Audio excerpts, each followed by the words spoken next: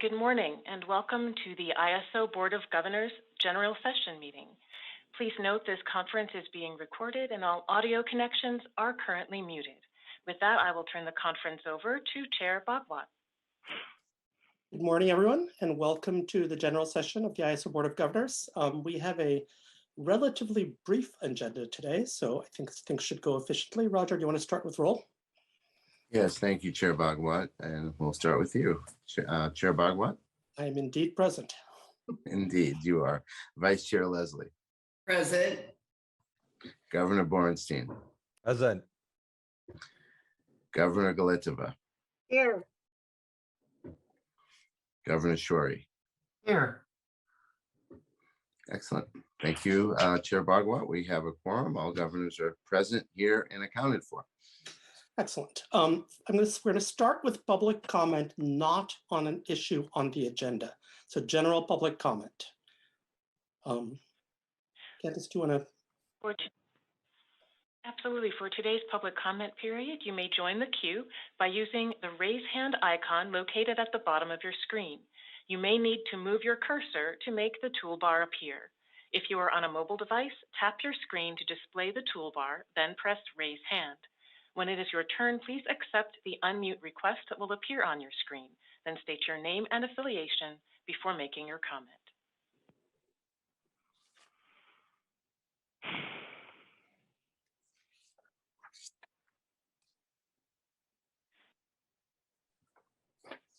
At this time, no one has raised their hand.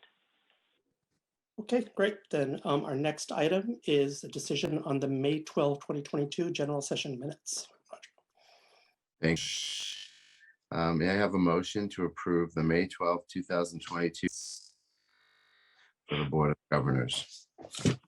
So moved. So moved. Reverend is the winner there. And second? Second. Thank you, Mary. Welcome. Chair Bhagwat? Aye. Vice Chair Leslie? Aye. Governor Borenstein? Aye. Governor Galitova? And Governor Shorey? Aye. Thank you, Governor. Passes, and back to you, Bosh. Next item is the CEO report. Elliot. Thank you, Chair Bhagwat.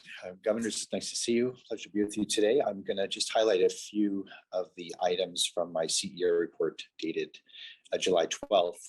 We are, of course, now exactly 1 month into summer of 2022, and pleased to report so far things have been going quite well. Not that there haven't been some significant heating events and even some points of stress on different elements of the Western grid, but here within California, I think more broadly, I think the reliability condition has been quite strong.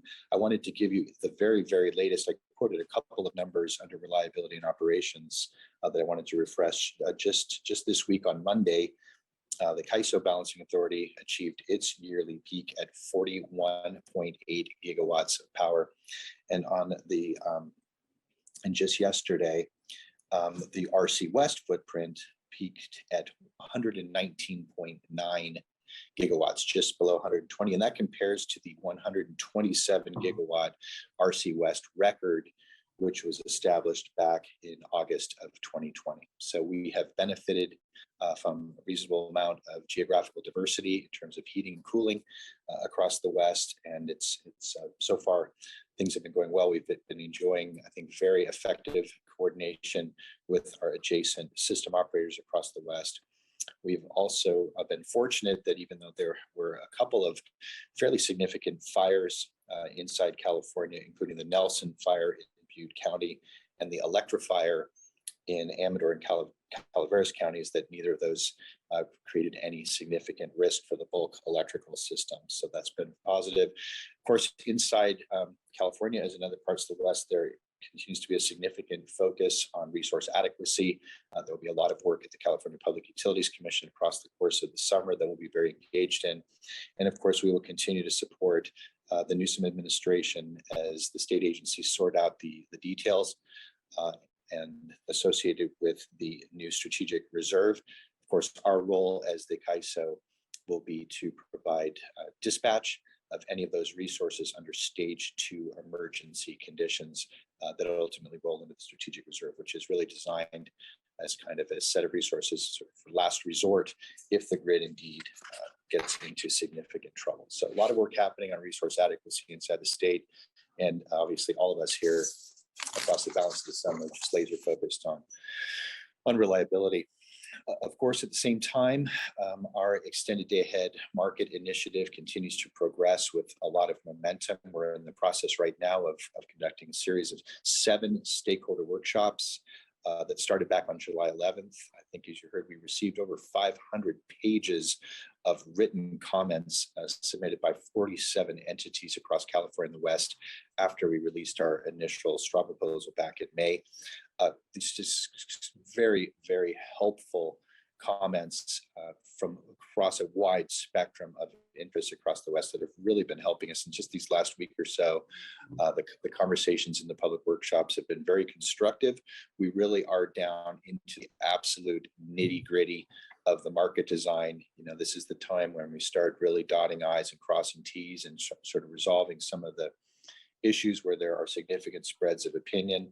Next week, the teams will be in Salt Lake City, and then we'll be circling back for a final couple of weeks of consolidating and synthesizing all of the input that we've received with the goal of releasing the revised straw proposal on the 11th of August. That's our current target date. Of course, yesterday at the joint meeting of the Board of Governors and the WEIM governing body, you heard an update around the Governance Review Committee. It's very constructive to see that straw proposal is also out on the street as of last Friday. Will be subject to lots of comments. Just yesterday they had a public meeting, and so we're very encouraged that process in parallel is making real progress, and we'll look forward to seeing how that conversation, which is obviously very critical, evolves here in the months ahead. But at this stage, our goal is really to put out, I think, a very comprehensive and detailed revised proposal for the extended day ahead market on August 11th.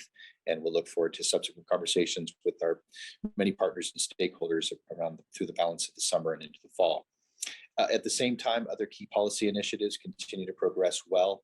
The resource sufficiency evaluation phase 2 effort is progressing, I think, quite effectively. The straw proposal for that initiative was put out on July 1st, public call on the 11th. We're going to be receiving comments coming in on that through July 25th. As I noted, and as we discussed yesterday, there is this effort, I think, is really taking a hard look, as they say in the report, an effort to refine the approach to preserving reliability and sending effective incentives for parties to meet the capacity and flexibility components of the resource efficiency evaluation by introducing a framework of financial as opposed to physical consequences for failing the RSE. This is obviously a different way to look at things. We all want to make sure that we're absolutely sticking with key principles of accountability and responsibility, while at the same time recognizing that what we're really trying to do together as a Western community is to support each other and optimize and leverage diversity in our mutual strengths and help each other out as well. So I'm encouraged with where that conversation is going, and there'll be much more on that here in the fall. Of course, yesterday, through the joint meeting, we had the approval of the flexible ramping product refinements, just to make sure that the RSE assumptions embedded in that product are at least consistent with the current status quo and the direction that that conversation is evolving. So we appreciate the approval yesterday on that element in the joint meeting. And of course, I just wanted to touch briefly on the other, I think, issue that I think we all recognize is really essential to continue making progress, and that is the issue of transmission service and market scheduling priorities, otherwise known as wheel-throughs. Just wanted to, again, thank the many folks who have been working with us very extensively. This is obviously an issue that for me personally is very, very important. It gets to the heart of the substance and spirit of regional collaboration, and and it's, I think, really an issue that we're addressing to prove our capacity to solve challenges in a multilateral context. Here at the end of the month, we'll have a straw proposal that will come out. I think we've done been fortunate to benefit from conversations with system operators and other utilities from literally across the country, taking a look at their framework for forward subscribing transmission on their systems. I think we're going to be putting out, I think, a very cogent and quite I would say almost industry standard approach to forward subscription of transmission.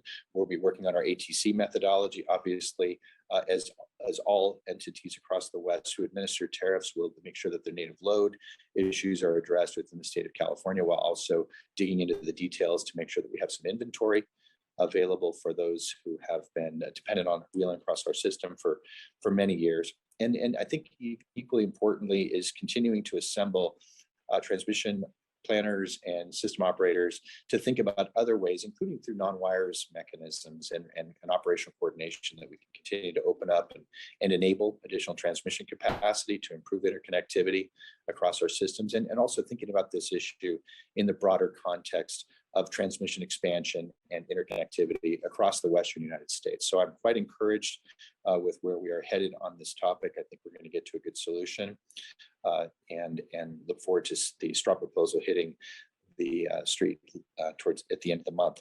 Finally, I just noted in the CEO report that we continue to see strong growth in storage resources on our system. As of July 1st, our total installed battery storage capacity was 3,124 megawatts.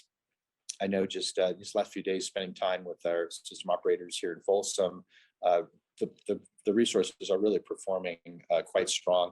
The state of charge has been fabulous going into the evening net peaks, and I think we're seeing both ancillary service and energy dispatch being provided by these resources. We will be continuing to evolve our market design because right now, of course, virtually all of our storage resources in our system are 4-hour lithium-ion batteries, which bring certain excellent attributes given where we are. But I think we all recognize that there are opportunities, and I think almost an imperative to continue expanding the duration and the different chemistries and storage modalities to further get us into the off-peak and over time to even look for seasonal storage opportunities. So I think we're on the right track and appreciate all the work. And I never failed to mention that the storage sector have really demonstrated themselves to be outstanding partners for us here on our grid, as we have the fortune to have the largest concentration of battery energy storage of any entity in the world. So it's so far been an excellent outcome. So that concludes my report for today. We're going to keep our eyes on reliability, continue to deliver value, and again to all of our stakeholders in California and across the West. Thank you so much for your engagement on EDAM, and we're really excited for the balance of the summer and fall. Thank you very much. Thank you, Elliot. That was all very encouraging. Our next item is the Chair report. Chair Kanzioka. Bhagwat, Vice Chair Leslie, and Governors, good morning. I'm speaking on behalf of the Western Energy Imbalance Market Governing Body. During the governing body's meeting on June 29th, the governing body selected me as the new chair and Jennifer Gardner as the new vice chair. My report this morning will cover the last two governing body meetings, those of June 29th and July 19th. So starting with the general session on June 29th. This was the final governing body meeting for our original longtime member, Valerie Fawn. Our chair, Anita Decker, arranged for Hawaiian leis for Val and the entire governing body. The governing body passed a special resolution in honor of her distinguished service to the Western Energy Imbalance Market, and much appreciation was expressed and thanks given to Val throughout the meeting. Next, Utah Public Service Commission Chairman Thad LeVar, chair of the body of state regulators, provided an update on BOSHR activities. Chair LeVar noted the BOSHR submitted consensus comments on the EDAM straw proposal, but the BOSHR did not submit comments related to greenhouse gas accounting, at least at this time. Next, Vijay Satel, chair of the Regional Issues Forum, gave a report of recent RIF efforts in implementing the new RIF scope as recommended by the GRC and approved by the Board of Governors and governing body. So to date, they have identified 5 work priorities for future deliberations, and they will be considering a mix of deep dives and panel presentations for the format. Next, Therese Hampton, chair of the Governance Review Committee, provided an update on the GRC activities. She noted the straw proposal is planned for release on July 15th and a public stakeholder meeting planned for August. Again, that was at our June meeting. The governing body then heard from representatives of Bonneville Power Administration and Tucson Electric Power on their WEIM implementation. If you recall, they did not have go live dates that were synced earlier, and they were pushed out to May 3rd. BPA noted that they did have some issues that they needed to address on their end for their customers, but the overall assessment from both companies is the implementation went smoothly and operations has been good so far. Both companies are already seeing benefits. Moving on, an important part of the governing body June meeting is the selection of governing body members. Two governing body members' terms ended June 30th, that of John Prescott and Valerie Fong. Nicole Hughes, chair of the nominating committee, presented the nominating committee process for evaluating and recommending positions on the governing body. The process included retaining an executive search firm to assist in seeking qualified candidates. The nominating committee has specific qualification, expertise, and diversity criteria for evaluating individual candidates and the governing body as a whole. Regarding the first position, John Prescott expressed interest in serving another term. So upon recommendation of the nominating committee, the governing body reappointed member John Prescott to his third three-year term. John Prescott is the remaining original governing body member, and this is his last term due to term limits. Regarding the second position, as noted earlier, Valerie Fong advised the nominating committee she would not seek another term. The nominating committee conducted an extensive search, vetting, and interview process of prospective candidates. Acting on the nominating committee recommendation, the governing body appointed Andrew Campbell to his first three-year term. Andrew Campbell is the executive director at the Energy Institute at Haas, University of California, Berkeley. You know and are familiar with Andrew Campbell through his work as a member of the Governance Review Committee. In summary, the terms for John Prescott and Andrew Campbell expire June 30th, 2025. Next, the governing body acted on selecting a new chair and vice chair for the upcoming year. As I noted at the beginning of my remarks, I was selected as the new governing body chair and Jennifer Gardner as the new vice chair. Then lastly, at this meeting, we heard from staff regarding current policy initiatives. Greg Cook briefed the governing body on status and issues of EDAM, resource sufficiency evaluation, and wheel-throughs. And I think you are certainly seeing a common thread here on some of the top policy issues that are of interest to both the Board of Governors and the governing body and staff. So next, I would like to move on and report on the general session meeting of July 19th.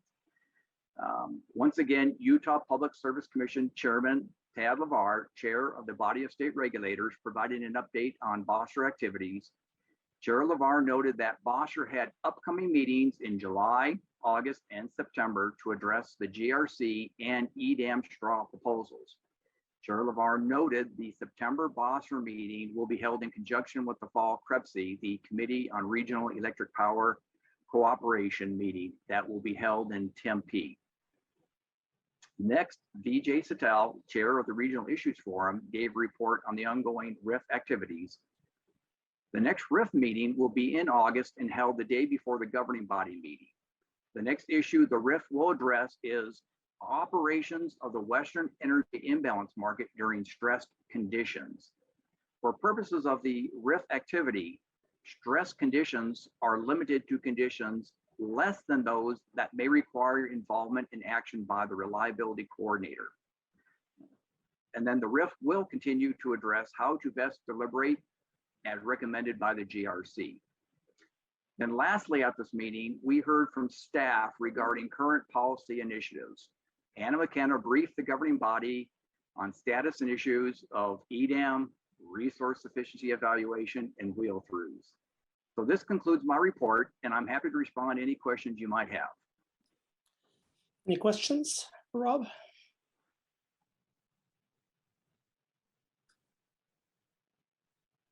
Okay, hearing none, thank you very much for that informative report. Our next topic is the briefing on renewable and energy storage and the ISO generator interconnection queue. Neil. Good morning, Chair Bhagwat, governors. So thank you for the opportunity to have Mr. Emmert give you a briefing today on the status of the resources in our generation interconnection queue. This is an annual briefing item, and the timing is picked each year because this is under normal circumstances when we would the responses to generators from previous interconnection to the people that received most recently phase proposal results, and also to reflect what happened in the April open window where we take in new generation interconnections. As Mr. Emmert will describe, though, this year, those events that due to the unprecedented volume of interconnection requests we received last April in what was known as Cluster 14. And because of that, it's taking additional time to get phase one results out, and the open window in April this year was deferred to next year. Now, despite that, we still believe that a briefing would be appropriate to give you an indication of where the queue is at, what action has taken place, as well as to identify a few trends that we think you might find of interest. So with that, I'll turn it over to Mr. Emmert to walk through the briefing. Thank you. Well, thank you, Neil, and good morning, governors. So this briefing has been used for a number of years to update the board on the numbers and types and capacity totals of projects in the generator interconnection queue to provide an indication of how projects are postured and progressing towards meeting various policy goals. So next slide, please. So as Neil mentioned, there are some distinctions with this particular presentation compared to prior years where we did not open an interconnection request application window this last April. And because Cluster 15 application window has been deferred until 2023. And this is due to the excessive volume in Cluster 14 and the extra time it's taking to study those projects. There were originally 373 projects in Cluster 14, and now it is at 339 projects. This update reflects minor changes to Cluster 14 and earlier queued projects, which still reflects an overheated queue where we have approximately 600 projects in the queue at this point. New capacity is being added successfully to the grid, and the pace will need to accelerate over the next decade to meet future capacity requirements as generation retires and to meet reliability targets. A large volume of applications still seek online dates in the 2023 and 2024 time frame, indicating that procurement processes have not sufficiently advanced to resolve which projects will move forward in the near term. The ISO is seeking to get greater visibility on projects that do have PPA so we can have an understanding of those that do and those that don't. And projects without purchase power agreements at this time are unable to meet their COD due to transmission upgrade and generation facility construction timelines will need to adjust their CODs or withdraw from the queue. This chart shows the renewable capacity in the queue, and there's only been minor changes from last July to this June, where we took a snapshot of what the queue looked like at that point in time. There's been minor numbers going down from what was last year, the record for the amount of renewable capacity in the queue.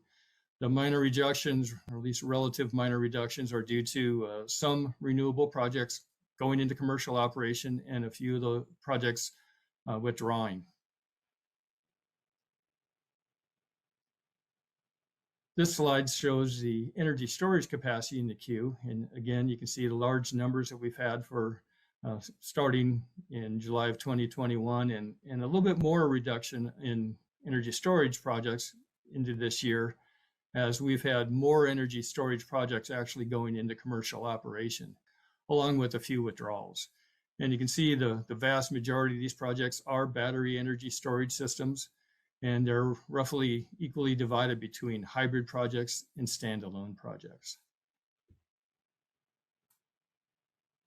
This slide shows the projected renewable capacity build out historically and through to 2030. And you can see how over the period since 2015, we've having steadily increasing amounts of renewables on the system, along with what we expect to need by 2030. based on the 60% renewable portfolio standard requirement in 2030. This chart shows the trend of just the renewable projects in the latest CPUC preferred system plan, which calls for over 40 gigawatts of all resource types by the end of 2023 or 2032.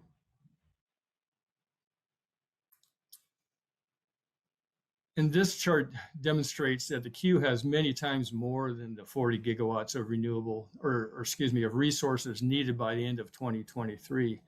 You can see there's a pretty significant amount of resources that are seeking to come online from 2021 still even through 2024. The ones in 2021 either need to have their CODs adjustment or they may be actually coming online but a bit behind their COD. But still, we see quite a significant number of projects through 2024. And this helps to demonstrate the amount of project capacity requesting online dates that are unlikely or that are likely no longer viable from either transmission upgrade construction schedule perspective or a generation project construction schedule perspective. So projects need to move quickly, procurement needs to move quickly to get to the most viable projects moving forward so they can proceed with construction in time to meet their both near-term and the longer-term reliability requirement targets. And projects that are no longer viable need to adjust their CODs or just withdraw from the queue and get out of the way. So here are some additional queue statistics where approximately 336,000 megawatts of renewable and energy storage capacity is in the queue. 62% of that project capacity is in cluster 14, and those projects will complete their study process in November of next year. And 38%, approximately 90,000 megawatts, have completed all of the study process, and they are in a good position to compete for power purchase agreements from load serving entities. Approximately 95,000 megawatts of renewable capacity is still in the queue. Those are spread out between standalone and hybrid or co-located projects. And just for a note, those projects are not required to make a binding decision between hybrid or co-located at this stage of the process. And looking at the percentage by type, we have 79% solar, 20% wind, and 1% other. And of the 141,000 megawatts of energy storage, 96% are battery and 3% pump storage and 1% compressed air energy storage. And this is a queue map that shows the location of all projects of all technology types, conventional, renewable, and storage across the state of California, and as well as those that are seeking to, that are sited outside the state but still interconnecting to the ISO grid. I'll point a few interesting ones where we've got in area 40, which is in Idaho, some capacity seeking to interconnect to the ISO grid through a transmission project that they are hoping will be approved in the transmission planning process. And in area 30, this is shows the San Luis Obispo County area where we have a fairly significant amount of offshore wind. Each one of these circles in this map are little pie charts that show the amount of capacity in that area, and the larger the circle, the larger the pie, the greater amount of capacity in each of these areas. So with that, that concludes my presentation. Are there any questions? Any questions for Mr. Emmert? I have a couple of questions. So Bob, just remind us how the queue costs are to an applicant and how those are determined. Yes, we have a standard cost of $250,000 per project, regardless of size. And that's enough to cover all the study costs, phase 1, phase 2, and any reassessment studies that they may participate in. And that's set at basically the average amount that we deem it takes to actually study a project all the way through the process. it is something that we are considering, or we're actually looking at in the phase 2 process of making adjustment to that, but that's where it stands at this point in time. And that has to be paid up front, and it's non-refundable? It needs to be paid up front. It can be totally refundable minus cost if someone withdraws their project prior to entering the phase 1 studies. If they don't withdraw and enter the phase 2, or excuse me, phase 1, a portion of it is non-refundable, but the remainder can be refunded if they withdraw prior to moving into phase 2. But once you move into phase 2, the remainder, even of unused portion, is non-refundable. And so the CAISO is collecting sufficient funds to actually cover the processing of the queue. That's correct. And typically we refund a portion, that those non-refundable funds are refunded to the TAC. Okay, and then my other question I'm just curious about is there's a gigawatt of conventional, including 650 megawatts in Kern County. Can you tell us a bit more about what's being built? What sort of conventional resources are in the queue? The majority of those projects are what you might call legacy projects, have been around for quite a while, back in the days when we were actually, there was procurement for natural gas. So it's primarily projects that are still lingering in the queue, hoping to do something. We've had a lot of projects actually convert some of their technology types and still stay in the queue, but there is still some natural gas fired generation that still remains in the queue, but most of those are not moving forward at this point in time. Okay, thank you very much. I actually want to follow up on that because it raises a question, which is, from what I'm understanding, there really aren't any disincentives for staying in the queue, right? Because it's not, once you've paid your $250,000 up front, you can just hang around. Am I correct in that assumption?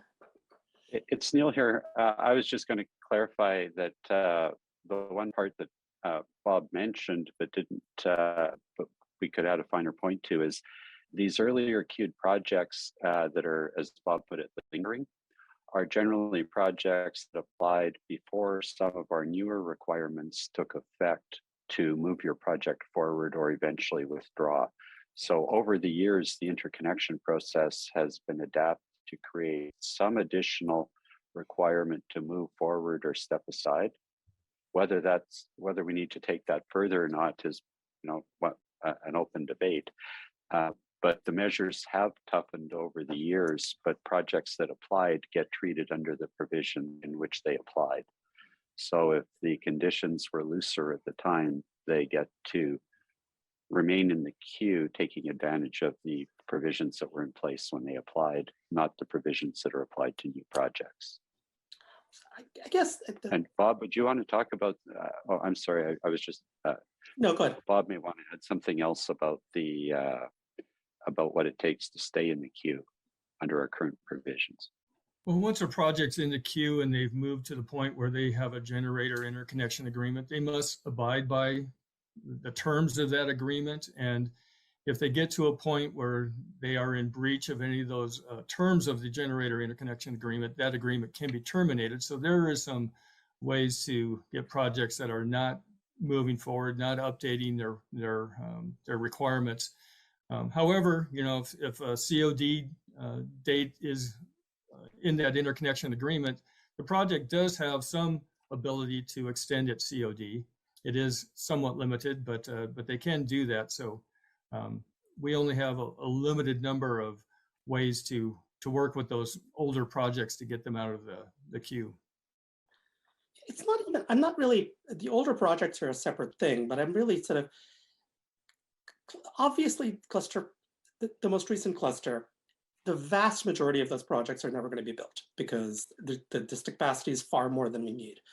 When will we start to see movement? When I mean, you don't have a crystal ball, but when would we expect to start to see movement on the queue, where people start dropping out when it becomes clear they're not going to, in fact, go into operation? Well, the typical places where projects would withdraw are after a study. So the phase 1 study for cluster 14, their studies will be coming out mid-September. And at that point, they they get a feel for what is the cost of their upgrades, and they get a better feel for, do they truly have a viable project economically?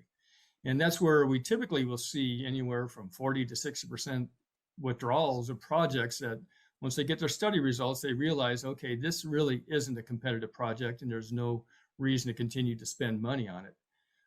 We'll have to wait and see. With the delayed cluster 15, we didn't see as many projects withdraw after phase 2 as we typically see. So it's a bit of a tough situation where you get so many projects and people want to hang out because cluster 15 is delayed for an extra year. Right. Thank you.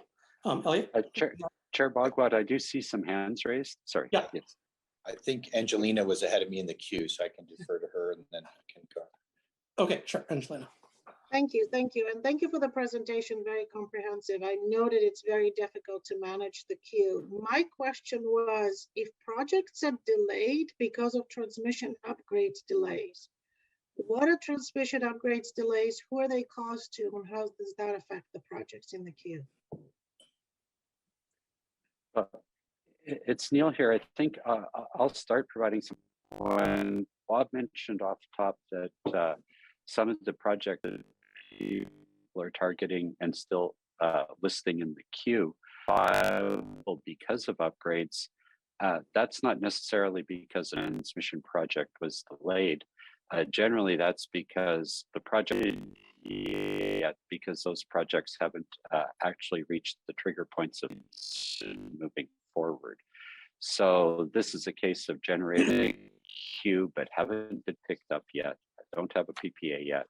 To execute, but haven't updated their CODs to a more viable date, not only on the network upgrades that they would be driving, but also their own project is really not, their own construction timeline is probably not realistic for those in service dates either. So that's an issue, a separate issue that we are following up with the resources through our queue management team to try to call out the resources to provide more viable, more realistic commercial operation dates so that the numbers you see in the queue more realistically reflect what people could build if in fact they got a contract and were able to move forward. Okay, now those are transmission upgrades that are triggered by the project when the project is able to move forward, not transmission upgrades you would otherwise be doing. Correct. Okay. Now there are other cases, and there have but that was the context for Bob's comment. There have been other cases where there have been delays in getting transmission projects online. And that does have an impact on projects, on resources' ability to move forward in the queue. We've taken a number of steps, including over the last year or so, to drastically improve visibility of when delays occur and the consequences. We now run a quarterly with transmission development forum through the ISO, supported by the transmission owners, that they give quarterly updates on projects of interest in transmission projects that affect generation resources, and in particular give updates on any projects that have been delayed and explain why they've been delayed and what the consequences are of those delays. So we've been improving the visibility and transparency around transmission delays. Those are something we take very seriously. Our ability to mitigate them is often somewhat limited. There are times where shorter term operational solutions can be put in place, but at other times, or some volume of projects can move forward, but not everyone that's dependent. So we do what we can to mitigate the impacts. But if there is a real reliability impact that's identified, unfortunately, we do have generators occasionally that are impacted by those delays, and it does affect their schedule. And I assume in those cases, we don't ding them because the delay is not something that's caused by the developer. That's part of the process. It's also, there are provisions there, but that's also a process that's being re-examined to make sure that generators aren't harmed financially or in our interconnection mechanisms of our interconnection process. by virtue of a delay. But to be blunt, the biggest impact is their own ability to get through the process, get Okay. connected, and meet their PPA requirements. I'm that- sure. that's the- Just one more question quickly, Neil. If there's transmission delays, whether they're related to renewable energy projects in the queue or not, that affect reliability or major transmission upgrades that we're seeing, can you please keep us informed? And also let us know, is the delay due to supply chain issues? What is the delay? What are the delays due to mostly that you're seeing, or just COVID, or what's happening? And especially if it's something that causes additional stress on the grid, or God forbid, impacts reliability in any way. And that's something we can provide more frequent updates on based on the transmission development information, and I look to think that give would you, be give useful you some for all of briefings on. us. Thank you. Okay, thank you. Good thought, Angelina. Mary? I just have a quick technical question, Neil. You know, the bulk of the queue requests are in-state, right? 188,015 megawatts, right? But the ones that are out of state and the one in Mexico, what's our, I guess I don't really understand what our jurisdiction is. Like how that works. How is it that we have Mexico, for instance? Well, the short answer is that our interconnection process only applies to facilities that are under the ISO operational control. So connections can occur that are outside of California, but are seeking to tie in directly to the ISO facilities somewhere. So when we're looking at these, we also have people applying, assuming certain transmission development will occur. And if that, in the meantime, until those projects either get approved or move forward, the transmission that is, we would treat them in the queue as if they're effectively seeking connection at the closest point of the existing ISO controlled grid, or what's already been approved in the transmission plan. Bob, is that fair? Yeah, I think the only Are thing there I any would just add is to clarifications? clarify that it's really up to the interconnection customer to build what we call the generation to gen tie, where they build the transmission from their facility to the point where they will interconnect to the ISO. So when you see, a circle here in Nevada, that's not necessarily representative of where their site is. They're close enough to where it's economic for them to build a generation tie line to interconnect to the ISO. So then, Bob, so what's happening is that project then is responsible for getting themselves to our border. That's correct. Okay, and then from the border in to wherever they're going in California is where we're granting access. Yeah, basically granting access into a substation that is our substation that we control. So they must build that their interconnection gen tie up to the substation they want to interconnect to. So having Mexico in the queue means that there's energy coming in from Mexico to California. Do the Canadians send us? I mean, oh no, I guess the Mexico. Okay, fine. All right. So, and Commissioner Leslie, or Governor Leslie, just to put a finer point on this, let me give the Idaho example, though. That one is it's a very public situation. This isn't confidential information. A transmission development company has requested that we study in our transmission planning process a potential, what they view as a radial extension of the ISO all the way up to Midpoint, Idaho. Now, that's public. That's part of our transmission planning process that we've been studying. It's a legitimate request for us to consider. Now, on the strength of that request, we've also had generation then assume that we will approve that project and ask to connect to the Idaho end of the project. So as Bob said, people can apply, but until that ISO project actually gets approved, until that project, the transmission project gets approved, we would study it in our queue, assuming that they're responsible to get to an existing ISO interconnection point. But so they people can't do get out. proactive. yeah, people do proactively apply based on what they either already have seen get approved in our plan, or occasionally what they're hoping will get approved in our plan. Thank you. Do we have any interconnection points in Mexico? I know we do in Nevada. They I'm not actually aware of any.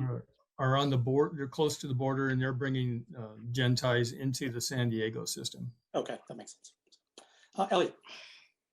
Yeah, I just wanted to maybe just briefly, first of all, appreciate the lines of inquiry, and certainly, this is an issue where the details are extremely complicated, and we're sort of on one hand kind of trying to nibble at the issue around the edges. I think that the earlier package of the interconnection process reforms that we brought to the board earlier this year, of course, another package coming this fall, is our attempts to working within the sort of the existing construct to try to take some of the ease out of sort of hanging out in the queue, and also to try to improve processing, et cetera. But I think, the bigger picture here, and something that we're taking very seriously at the ISO, and I think is really embedded in our strategic plan, is to try to, really kind of get ahead of this. I've talked previously about sort of, this is an issue that's plagued our industry. And my concern has always been that the order of operations is really backward. You have transmission planners reacting to the queue rather than having the queue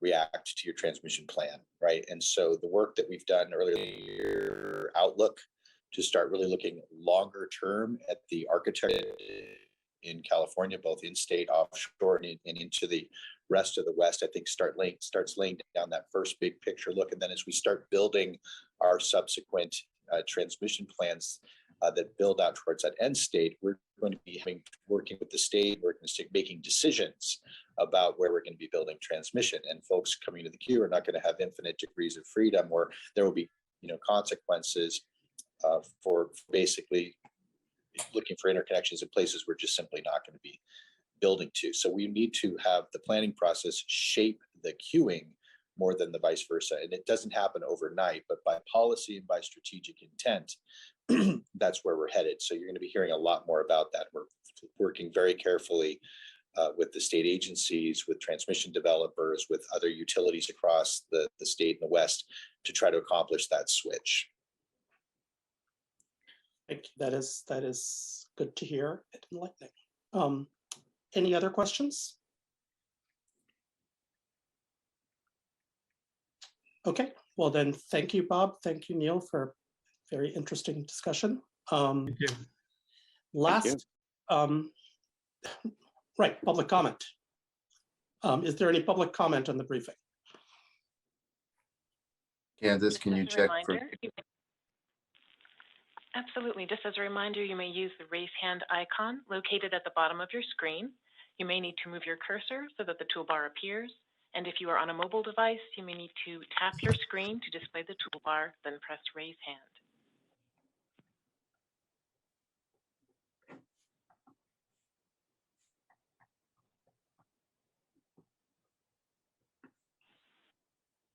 At this time, there are no hands in the queue. Great, thank you. Then our last item is informational reports. Any questions from the board on any of the reports? Ash, I just like to note that I think 3 of them were verbal and 1 was actually a report. I think these have all been submitted. Yeah, they're all in diligent. They're listed. Are they? Did we just resync them? Because I don't. Yeah, we may need to resync diligent. Yeah, I don't. It's tab 16.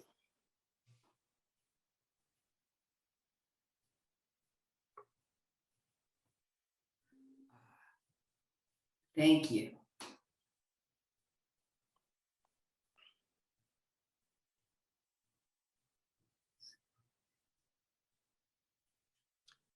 Any questions?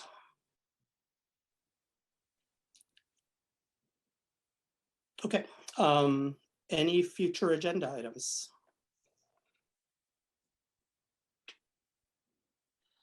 Then I believe we are Just adjourned. the update. Sorry, just the update on the transmission, if that can be a regular update item for us, if there's delays in construction, schedule, COVID, supply chain issues, that would be helpful. Right. So we'll come to the main- Elliot mentioned in his CEO report that the wheeling through proposal will be made public later this month. Could I request that that gets sent to us too when it goes out? Absolutely. We'll make sure Great. that gets to you, certainly. Thank you. Good. Well, that's all that we have. I'm sorry, Ash, the ledge report is not here.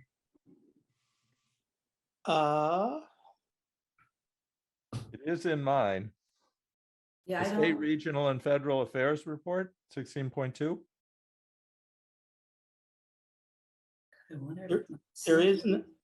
There is no separate legislative report, but I think there is, in 16.2, there is a discussion of legislation.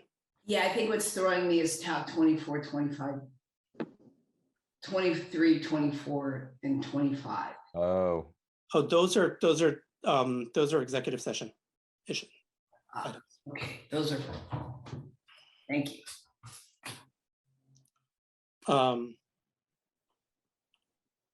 anything else? Well, I think we can adjourn, and Mary, if you have any other questions or concerns, just reach out. We'll be happy to help you with that. No, Roger, that totally works. I was conflating those last three, which I was waiting for as being part of this, part of executive. Thanks. Great. Thank you. Great, we Well, are adjourned. Thank you, everyone. Thank you all. Thank you, bye. Thanks. Bye. Thank you.